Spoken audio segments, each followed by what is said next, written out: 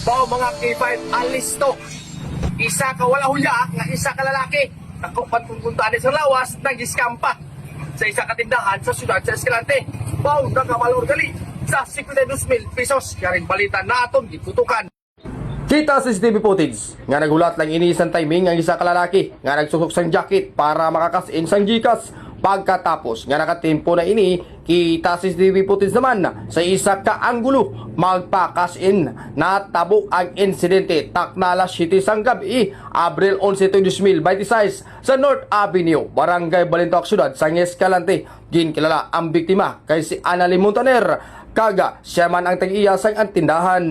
Base sa pagkinabi sang K5 Patrol Team ni Annalie nga damo estilo ang among scammer. Kaga samtang gaulat ang scammer sang OTP naglantaw man ini sang cellphone sang biktima. Kagdugang pa ni Annalie nga ginkuha sang scammer iya cellphone sabay lantaw man sang OTP. Sa pagkatapos nag-cash in didto na naglakaw ang scammer kag ilala lang natulupang dana nga iya unod sang Gcash nagabuhin hasta nakuha gid ang nagabalor mas sobra 52,000 pesos. Suno pa ni Annalie nga mag-surrender kag magpakilala na ini ang amo nga scammer.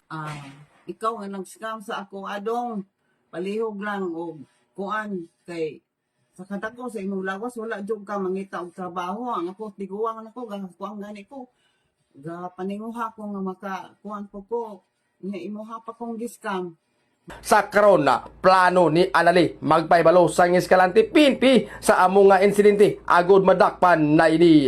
Para sa K5 Northern Negros, ini si K5 Ariel Apas para sa kampiyon nga mga balita, serbisyo publiko kag kalingawan sa Northern Negros. K5 News FM.